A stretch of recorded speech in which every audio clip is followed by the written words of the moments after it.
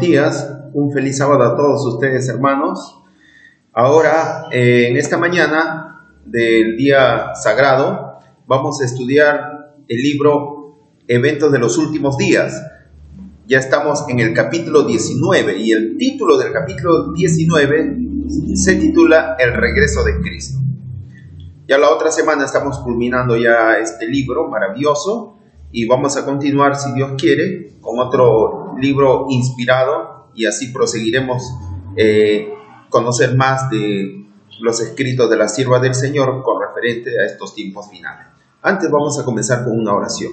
Querido Padre Celestial, te rogamos, Señor, que tu Santo Espíritu, Señor, pueda darnos entendimiento sobre los testimonios escritos por tu sierva referente a tu retorno. Te pedimos que nos ayudes a comprender esto. Te lo pedimos en el nombre de nuestro Salvador Jesús. Amén. Muy bien, el regreso del Señor Jesús, ¿no? Entonces, vamos a estudiar. Nos habíamos quedado justamente la semana pasada, habíamos estudiado acerca sobre las 7 plagas. Ahora vamos a estudiar brevemente la 7ª plaga y la resurrección especial. Pero antes vamos a leer justamente en Apocalipsis capítulo 16 en qué consiste la última plaga, la 7ª plaga. Ya, eso está en Apocalipsis capítulo 16, versículo del 17 en adelante, dice así. Y el 7º ángel derramó su copa por el aire, y del santuario del cielo salió una gran voz desde el trono de Dios, que dijo: hecho está. Entonces hubo relámpagos, voces y truenos, y un gran temblor de tierra, un terremoto tan grande como no lo hubo jamás desde que existen hombres sobre la tierra. Y la gran ciudad, se refiere a Babilonia, se partió en 3 partes. Y las ciudades de las naciones cayeron, y Dios se acordó de la gran Babilonia. Al hablar de ciudad, como repito, está refiriendo a la gran Babilonia. Quiere decir que el sistema que corresponde a Babilonia, el sistema del nuevo orden mundial, al decir que se divide en 3 partes, quiere decir de que la unión apóstata del dragón, la bestia y el falso profeta se desunen. Al ver que fueron engañados, entonces se divide y dejan de dar apoyo a la bestia, ¿no? Al sistema del gobierno mundial. Y en eso consiste justamente la 7ª plaga. Pero también es literal el terremoto, un megaterremoto mundial. Y le dio la copa llena del vino del furor de su ira. Versículo 20. Entonces toda isla huyó y las islas desaparecieron. Y del cielo cayó sobre los hombres una enorme granizada con piedras de casi 1 talento de peso. O sea, 33 kilos cada granizo, 33 kilos, imagínense. Casi al peso de una bolsa de cemento que le caiga a uno en la cabeza. Ya se imaginan ya. Y los hombres blasfemaron a Dios por la plaga del granizo, porque la plaga fue muy grande. Entonces, en eso consiste la 7ª plaga. Y el título ahí justamente, el subtítulo dice la 7ª plaga y la resurrección especial que justo paralelamente ocurre en la 7ª plaga. Dice la sierva del Señor: síguese un gran terremoto, cual no fue jamás desde que los hombres han estado sobre la tierra. El firmamento parece abrirse y cerrarse, la gloria del trono de Dios parece cruzar la atmósfera. Los montes son movidos como una caña al soplo del viento y las rocas quebrantadas se aparecen por todos lados. Ocurre una catástrofe que jamás ocurre, ¿no?, en la historia, ¿no? Dice que toda la tierra se alborota e hincha como las olas del mar. ¿Qué sucederá con el gran cañón de San Andrés? Todas esas cosas, ¿no? Toda la superficie se alborota e hincha como las olas del mar. La superficie se raja. Los mismos fundamentos, ¿no?, parecen ceder, ¿no?, de la corteza terrestre. Se hunden cordilleras, desaparecen islas habitadas. Ya me imagino que Cuba desaparecerá. Esas islas, ¿no? Tremendo, ¿no? Las Malvinas, todo. ¿Pero por qué? ¿Porque Dios es malo? No, dice.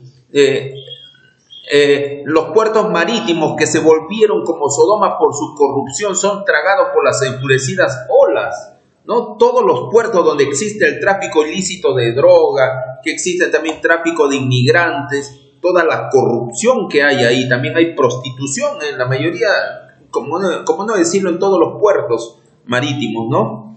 Entonces, esa esclavitud que se hace hacia las mujeres para que se prostituyan, toda esa corrupción justamente ocurre, esa plaga cae en la séptima plaga. Los puertos marítimos que se volvieron como Sodoma por su corrupción son tragados por las enfurecidas islas. Granizos grandes, cada uno como del peso de un talento, hace su obra de destrucción, tal como están viendo ahí en la imagen, las cosas que suceden justamente en la séptima plaga.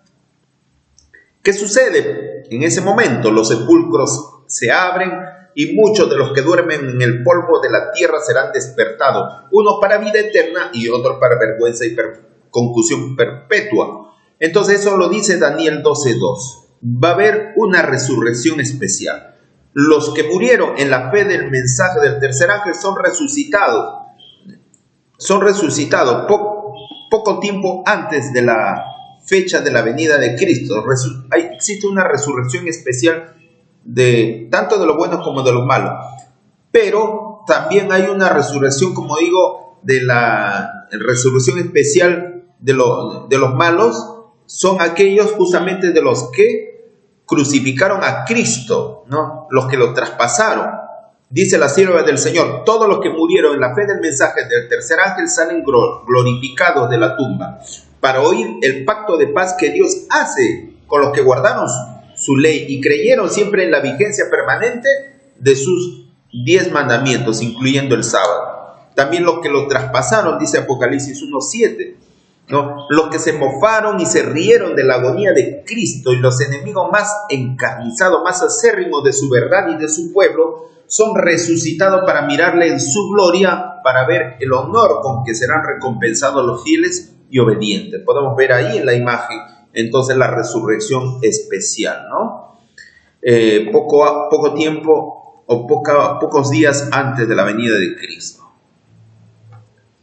Dios anuncia el tiempo de la venida de Cristo durante la séptima plaga. Dice la sierva del Señor: sobrevinieron sombrías y densas nubes que se entrechocaban unas con otras. La atmósfera se partió, arrollándose hacia atrás, y entonces pudimos ver en Orión un espacio abierto donde salió la voz de Dios. Pronto oímos la voz de Dios, semejante al ruido de muchas aguas, que nos anunció ahí el día y la hora de la venida de Jesús. Los 144,000 santos vivientes reconocieron y entendieron la voz. Pero los malvados se figuraron que era fragor de truenos y del terremoto que hubo. Entonces, pero los 144,000 entendieron que Dios anuncia el día y la hora de la venida de Cristo. ¿Por qué anuncia? Porque justamente en los momentos previos a la venida de Cristo va a haber una conmoción en los cielos. De tal manera que los que han sido perseguidos por su fe, que han estado pues en medio de los escondrijos de los bosques, de las cavernas, del desierto, escondidos, no han estado justamente al día en lo que es el calendario de fecha, tanto de la semana, del mes. Quizás el año sí, pero se pierde la noción del calendario justamente por las conmociones, por las tinieblas que va a haber en los cielos. Y eso lo menciona la sierva del Señor y la palabra de Dios. Entonces, muchos que están escondidos, perseguidos, no van a saber en qué fecha y mes se encuentran.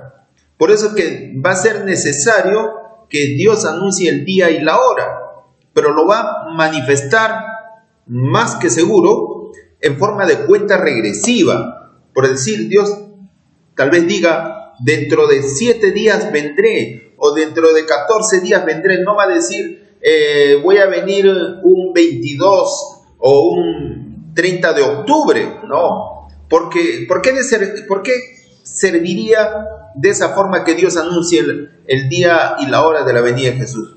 porque los santos que han perdido la comunicación con el mundo, que han perdido la noción, justamente la fecha en qué calendario del mes se encuentran, entonces la forma que el Señor más va a avisar va a ser mediante el conteo regresivo. Por decir, al decir, dentro de 7 días vendré, los justos van a poder ya hacer el conteo regresivo durante los días siguientes. Mañana queda el 6º día, ahora quedan 5 días, 4 días, 3 días, 2 días, mañana viene Jesús como lo anunció Dios el Padre.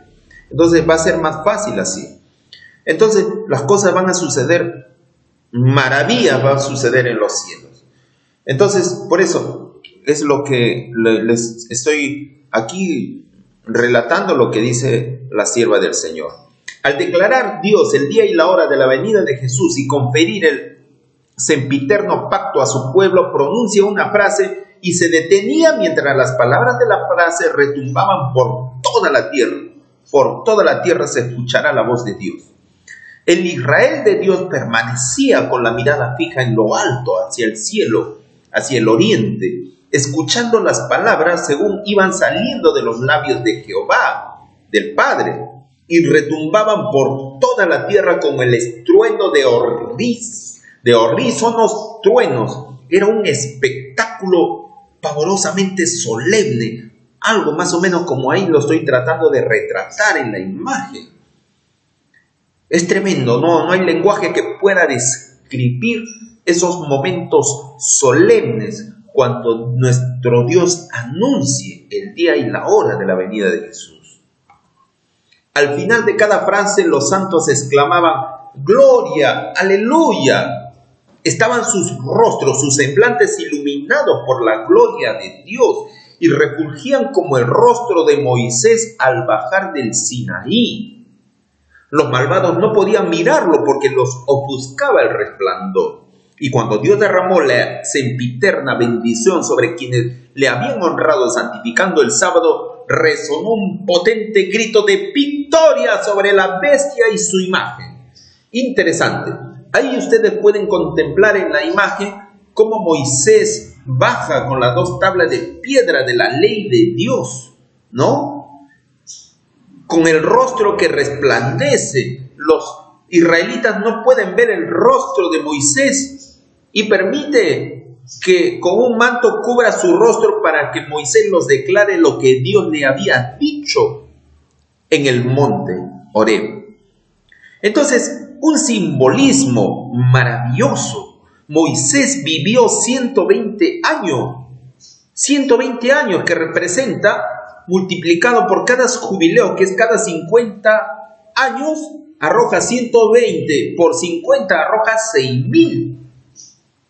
Entonces, al tener las tablas de piedra, las 2 tablas de piedra, representa ¿qué cosa? Que el pueblo de Dios, ¿no? El verdadero pueblo de Dios es aquel que obedece los 10 mandamientos de Dios. Moisés representa al pueblo de Dios durante los 6,000 años de historia, desde que entró el pecado hasta la segunda venida de Cristo. Y las 2 tablas de piedra que coge Moisés representan que el verdadero pueblo de Dios siempre guardan los mandamientos de Dios y tienen la fe de Jesús. Creen en la vigencia de los 10 mandamientos. Entonces es interesante. Entonces eso es lo que sucede. Cuando Dios anuncia el día y la hora de la venida de Jesús y pronuncia el pacto de paz eterno para aquellos que vencieron a la bestia y su imagen, sobre aquellos que honraron santificando el sábado, el rostro de los santos resplandece y los impíos no pueden contemplar el rostro de los 144,000. Y se dan cuenta que Dios los había amado y ellos se postran. La sinagoga de Satanás, que son los impíos que se perdieron, se arrodillan ante los pies de los santos, clamando misericordia, pero ya no pueden hacer nada. Los santos no pueden recomendarles a Dios por ellos, porque Cristo ya no intercede, el fin del tiempo de gracia se culminó. Entonces no puede hacer nada el pueblo de Dios por esa gente que se dieron cuenta que estaban en un error tremendo. No tengo el menor conocimiento en cuanto al tiempo mencionado por la voz de Dios. Se olvidó, ella había escuchado justamente el día y la hora de la venida de Jesús, pero Dios permitió que se olvidara. Oí cuando proclamaba la hora, dice, pero no tuve el recuerdo de esa hora después que salí de la visión.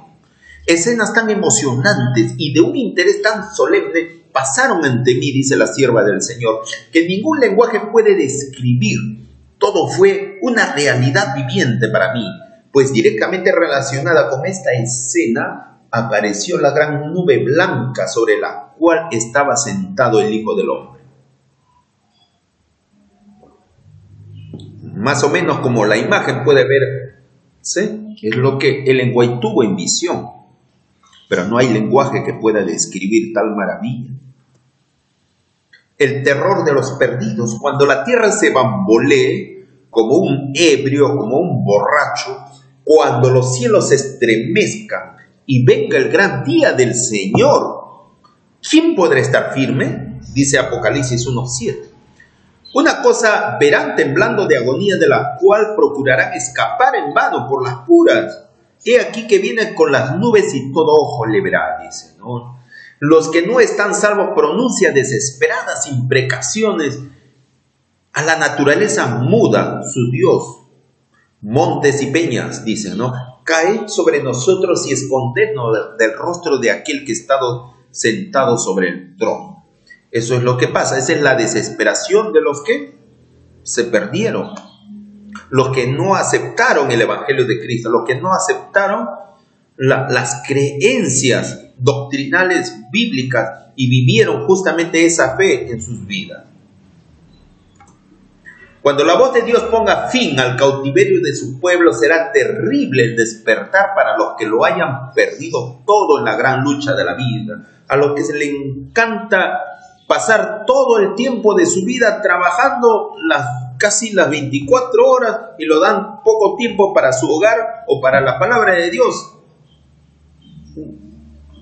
Van a sentir que ha sido en vano la gran lucha por la vida. Aquellos que les gustan estudiar 5 o 10 carreras, tener maestrías, doctorados, pero antes que las cosas de Dios, también lo van a perder todo, de nada le va a servir su título profesional. Entonces, las cosas son claras.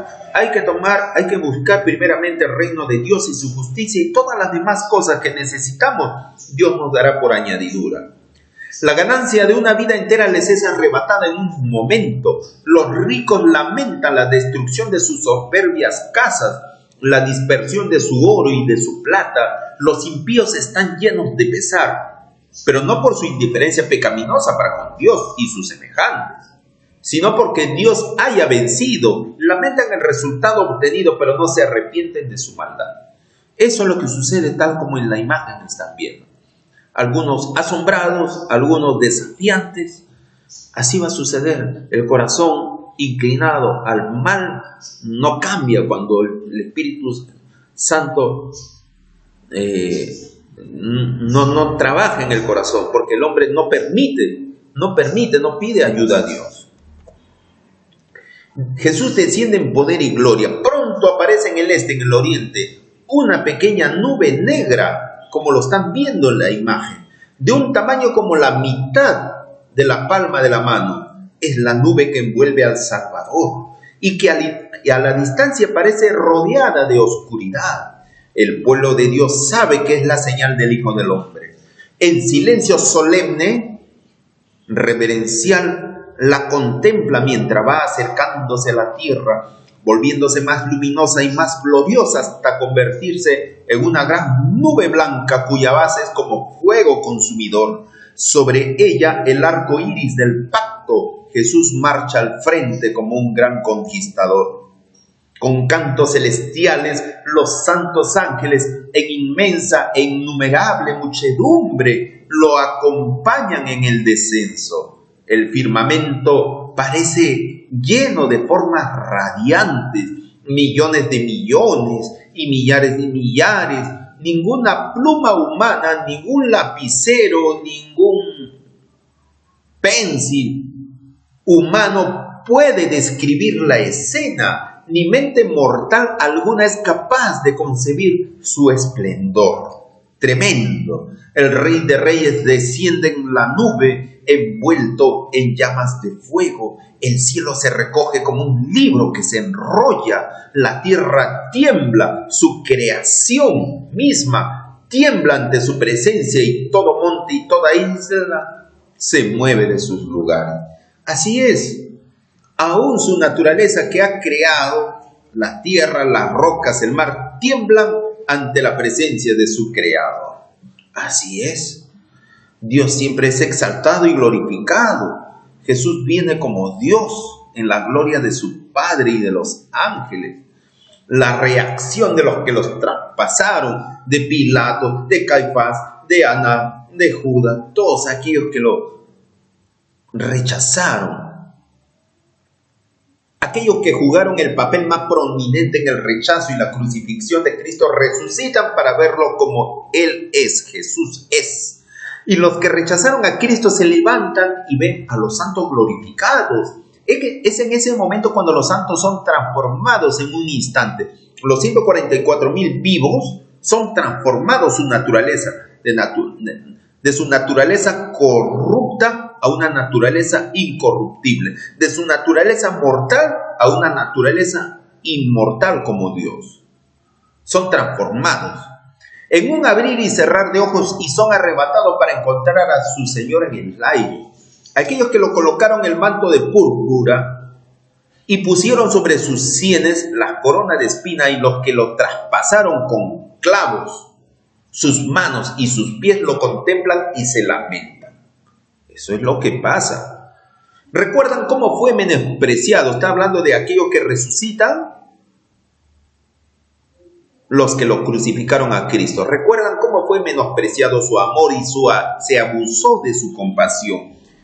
Piensan en cómo Barrabás, un asesino y ladrón, fue escogido en su lugar.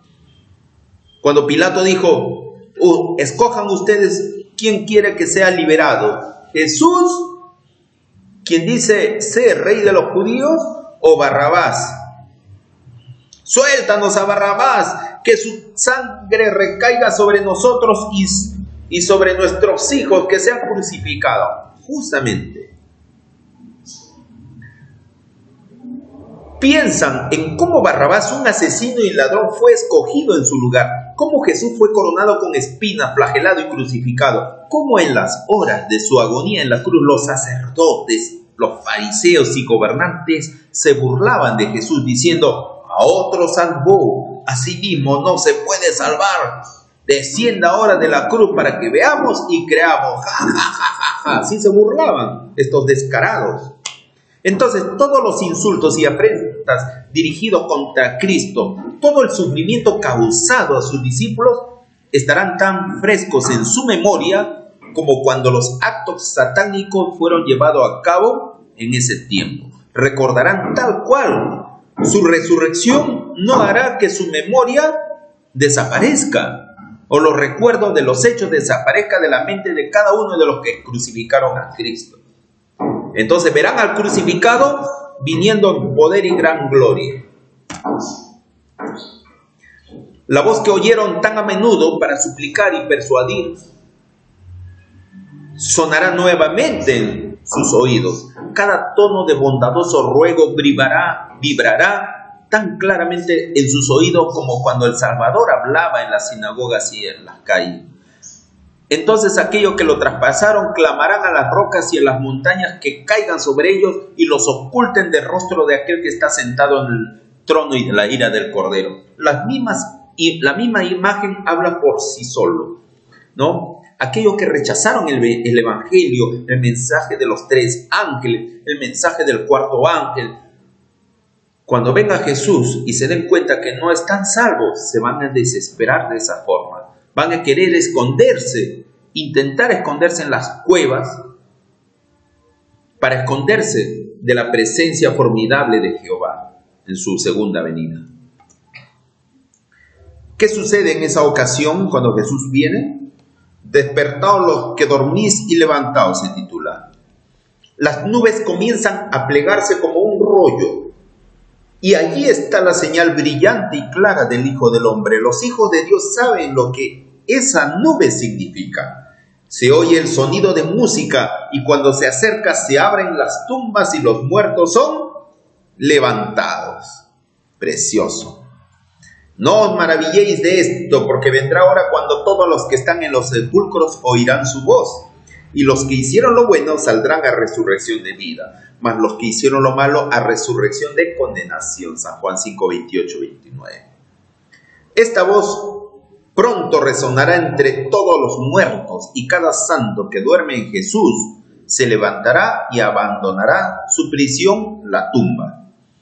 Los preciosos muertos, desde Adán hasta el último santo que fallezca, oirán la voz del Hijo de Dios y saldrán del sepulcro para tener vida inmortal. Así que tenemos esta bendita y preciosa esperanza, la resurrección de todos nuestros familiares que fallecieron creyendo en Cristo Jesús como su Salvador personal. ¡Qué gran esperanza maravillosa! Entre las oscilaciones de la tierra, ¿no?, los terremotos, todo, las llamaradas de los relámpagos y el fragor de los truenos, el Hijo de Dios llama la vida a los santos dormidos. Dirige una mirada a las tumbas de los justos y levantando las manos hacia el cielo exclama: despertaos, despertaos, despertaos, los que dormís en el polvo, y levantaos. Por toda la superficie de la tierra los muertos oirán su voz, y los que la oigan vivirán, serán resucitados. Esa es la bendita esperanza para todos aquellos que están tristes en medio de los problemas, en medio de los sufrimientos, en medio del hambre, en medio del dolor, que hay esta preciosa esperanza. Y toda la tierra repercutirá bajo las pisadas de la multitud extraordinaria de todas las naciones, tribus, lenguas y pueblos. De la prisión de la muerte sale revestida de gloria inmortal, gritando: ¿dónde está, oh muerte, tu aguijón? ¿Dónde, oh sepulcro, tu victoria? Y los justos vivos entonces unen sus voces a los de los santos resucitados en prolongada y alegre aclamación de victoria. ¡Qué preciosa, bendita esperanza de la resurrección! Preciosa esperanza. De las cuevas, escondrijos y calabozos, en las fortalezas de las montañas, en los cerros, en las cuevas y guaridas de la tierra, el Salvador revela su presencia y su gloria cuando viene por segunda vez. Un poco más de tiempo y el que ha de venir vendrá, y no tardará, hermano. No va a tardar el que ha de venir, muy pronto. Sus ojos, como llama de fuego, penetra en las prisiones bien custodiadas para buscar a los que están ocultos, sus preciosos muertos de Cristo, porque sus nombres están escritos en el libro de la vida del Cordero. Esos ojos del Salvador están por encima de nosotros, a nuestro alrededor, y ven toda dificultad, disciernen todo peligro, y no hay lugar donde no puedan penetrar. No hay aflicciones o sufrimiento de su pueblo que escapen a la simpatía de Cristo. Así que los que perdemos nuestros familiares, los que han perdido justamente por el tema del COVID-19, Jesús nos ama, Jesús simpatiza con nuestros sufrimientos, con nuestras enfermedades, con nuestros dolores. Jesús lo demostró eso en su ministerio terrenal de más de 3 años que tuvo aquí en la tierra. Toda la sanidad, milagros que hacía justamente para beneficio de todo Jerusalén, de todo Israel.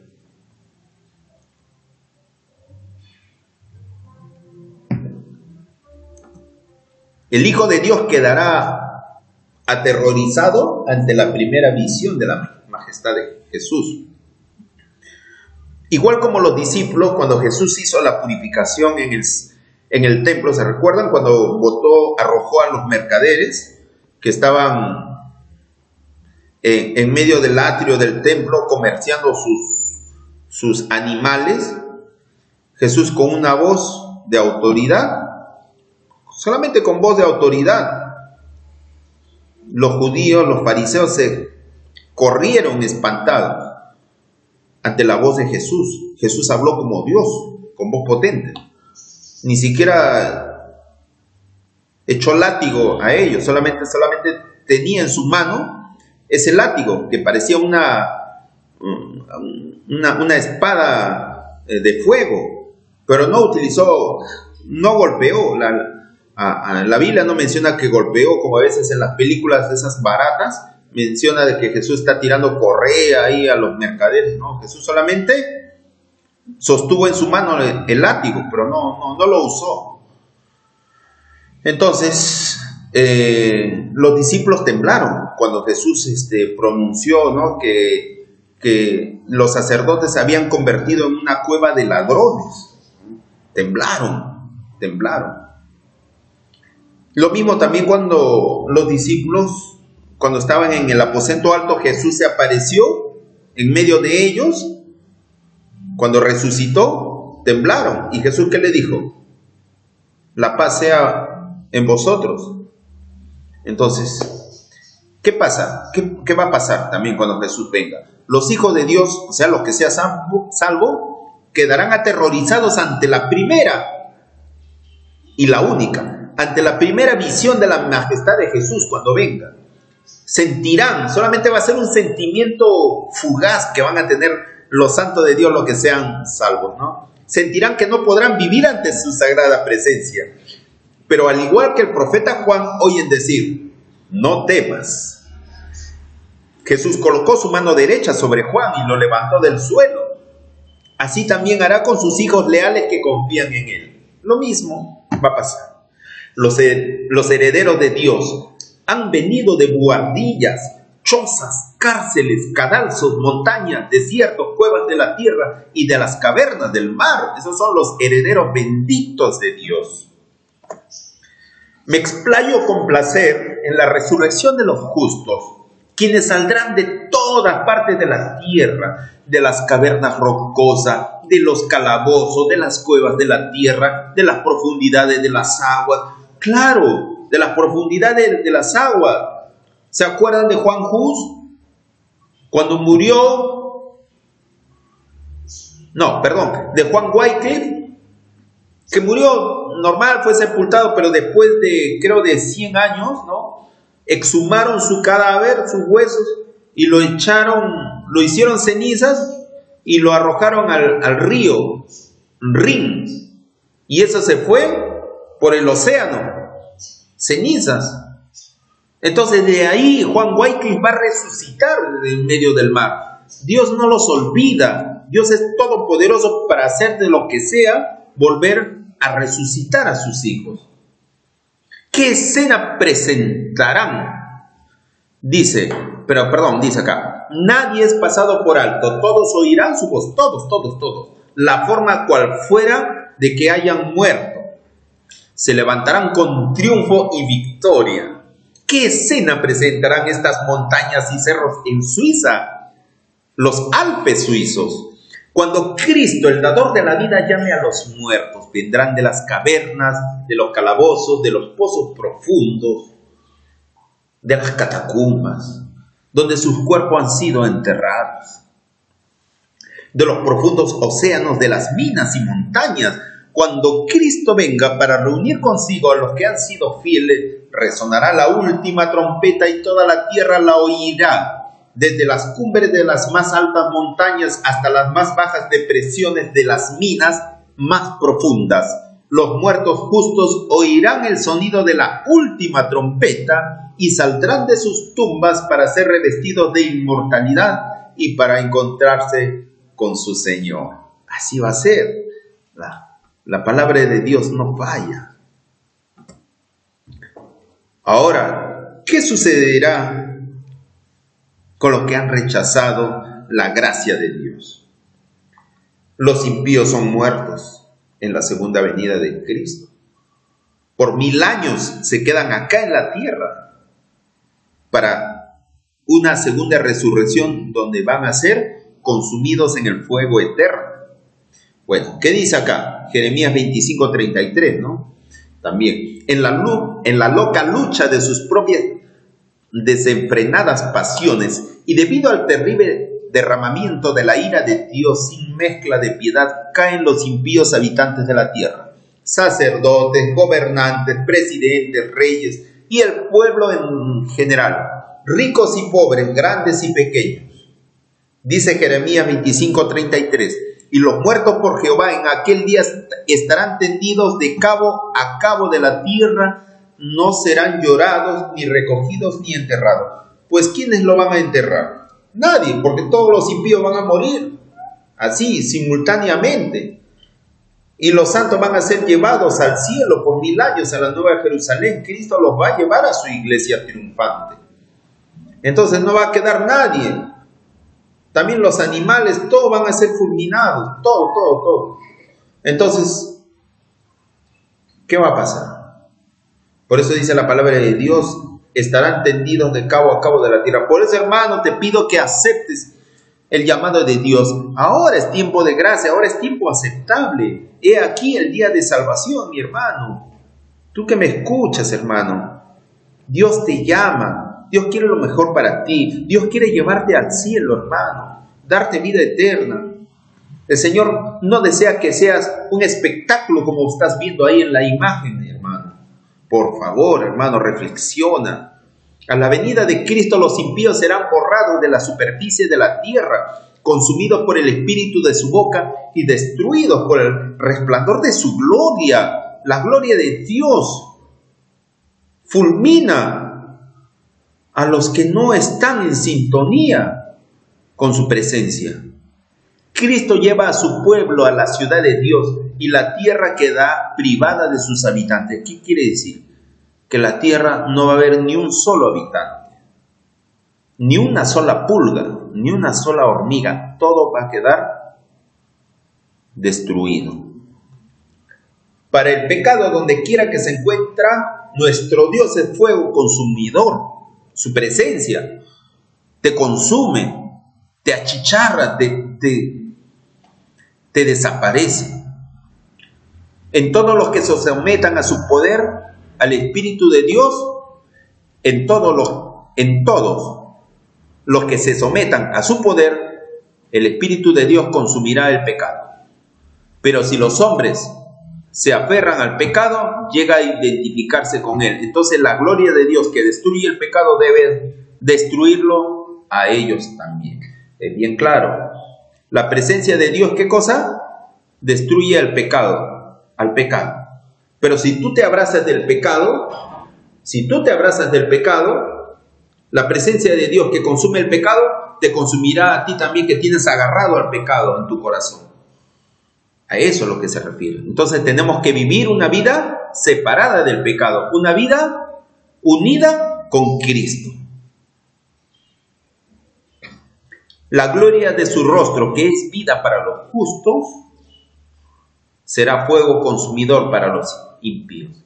Entonces, ¿qué va a ser el resplandor de la gloria de Cristo, de la gloria de Dios cuando venga por segunda vez? Irradiará fuego consumidor. Pero ¿qué va a pasar con los que se prepararon? Lo va a dar vida eterna. Van a ser glorificados, también van a resplandecer como Jesús resplandece. Pero los impíos no, los impíos los consumen. Por naturaleza, como consecuencia, los consumen. Son consumidos por el fuego. La destrucción de los impíos es un acto de misericordia. ¿Podrían acaso aquellos cuyos corazones están llenos de odio hacia Dios y a la verdad, también a su evangelio y a la santidad, alternar con los ejércitos celestiales y unirse a sus cantos de alabanza? ¿Podrán justamente esos impíos que odian a Dios cantar a Dios, alabar a Dios por toda la eternidad juntamente con los ángeles? ¿Podrían soportar la gloria de Dios y del Cordero los malos si fueran llevados al cielo? No. Años de prueba les fueron concedidos para que pudiesen formar caracteres para el cielo, pero nunca se acostumbraron a amar lo que es puro y santo. Nunca amaron la verdad, nunca aprendieron el lenguaje del cielo y ya es demasiado tarde. Aquí en la tierra, aquellos que han acostumbrado a hablar lisura, mentar la madre, ¿podrán emplear el mismo lenguaje grosero y soez en el cielo, donde todo es santidad? No.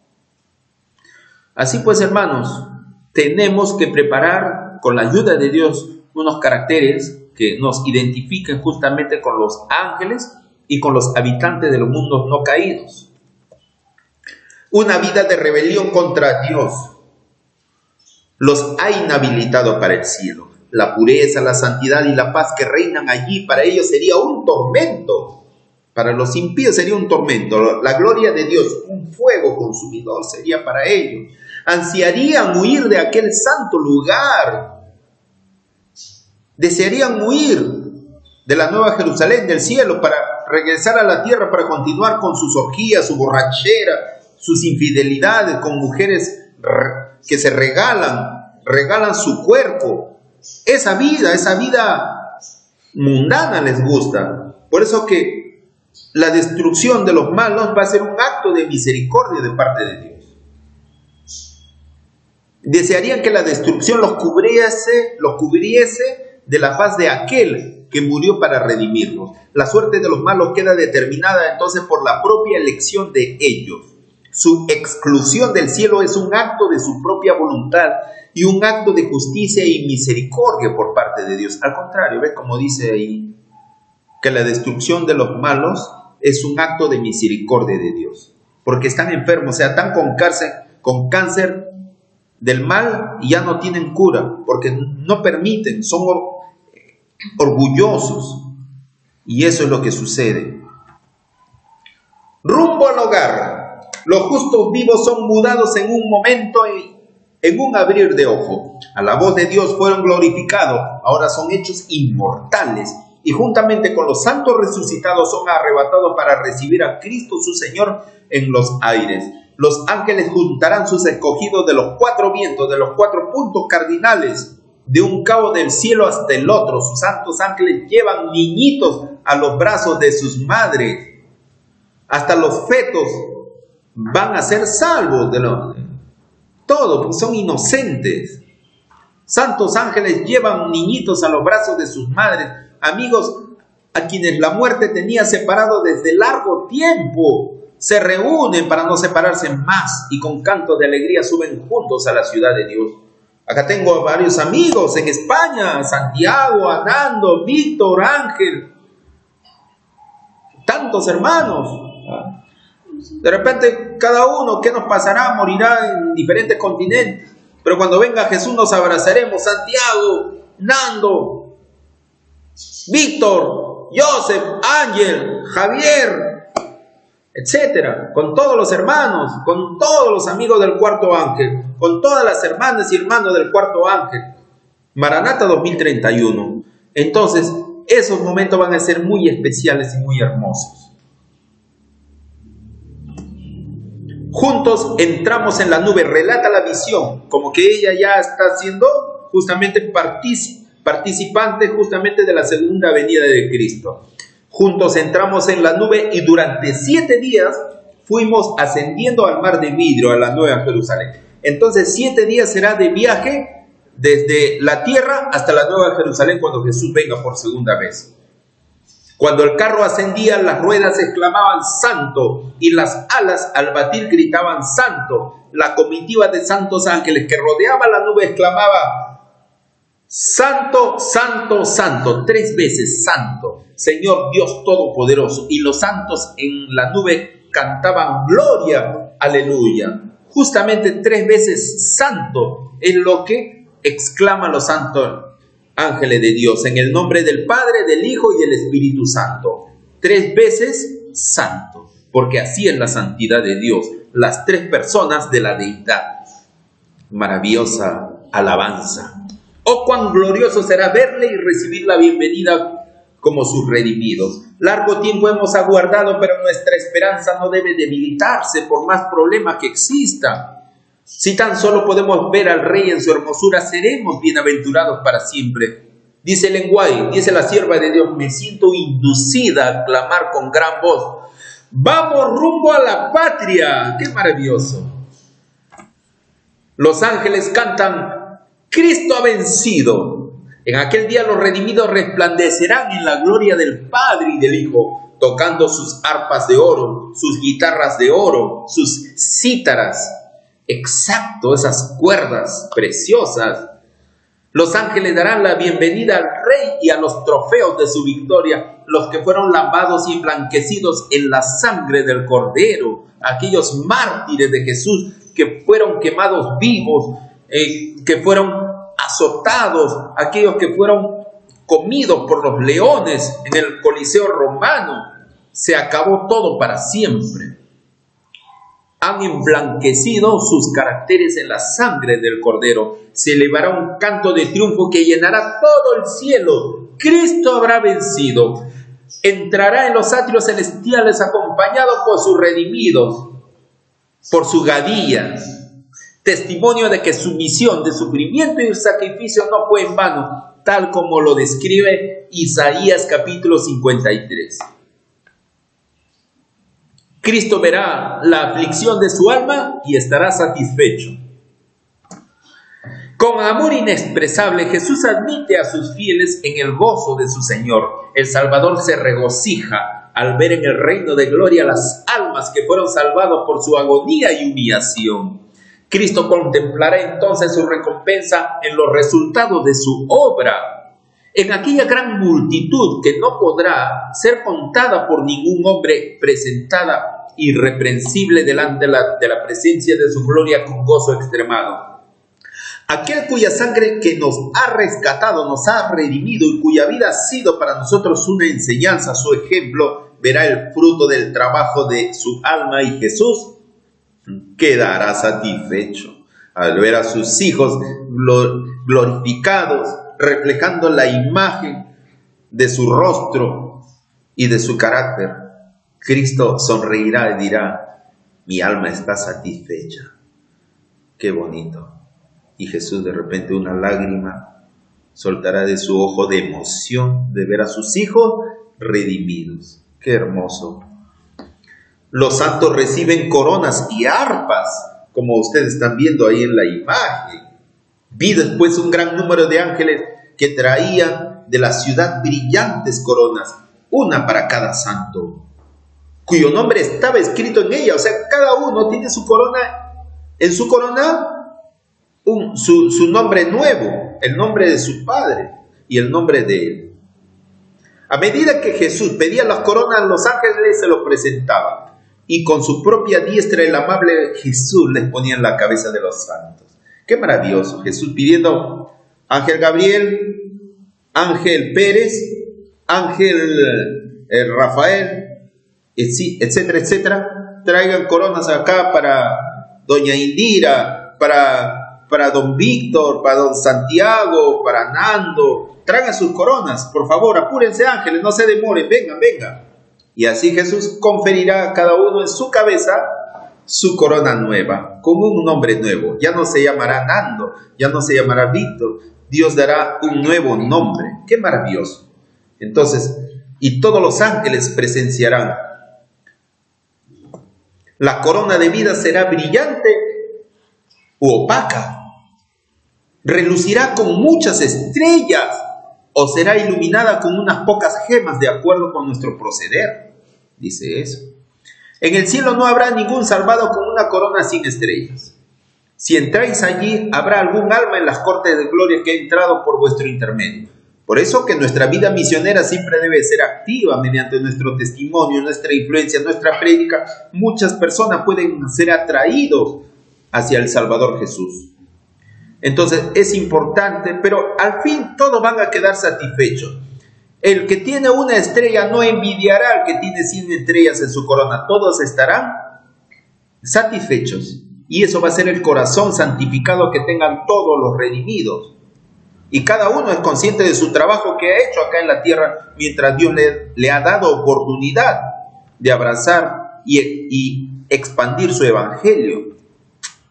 Antes de entrar en la ciudad de Dios, el Salvador confiere a sus discípulos los emblemas de la victoria y los cubre con las insignias de su dignidad real, porque Jesús es Rey de Reyes.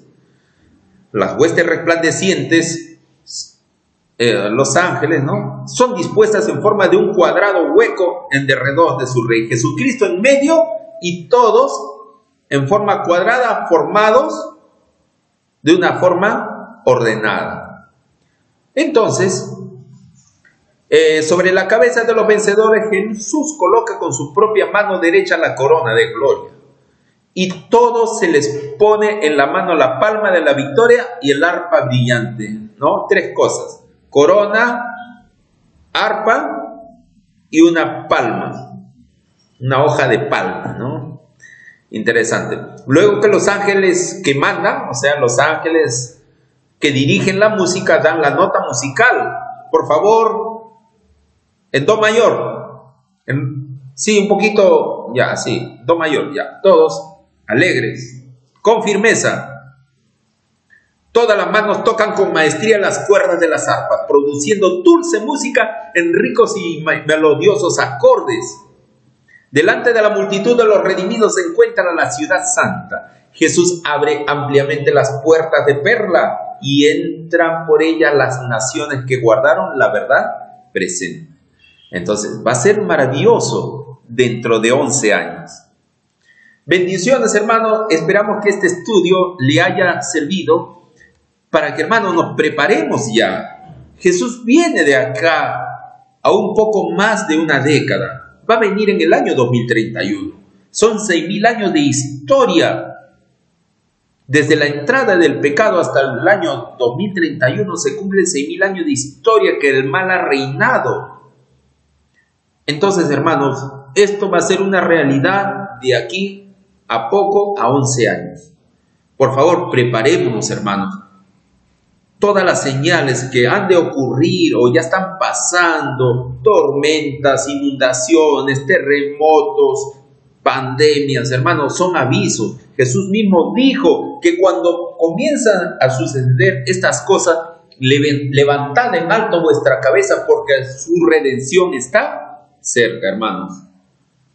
Vamos a orar, hermanos, para que nuestro Dios siga trabajando en nuestros corazones y podamos acceder a su invitación.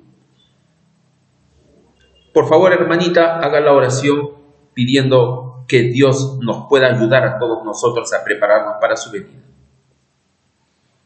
Padre amado que estás en los cielos, Señor mi Dios, agradecidos una vez más por tu inmenso amor y por las bendiciones que derramas día a día por nosotros.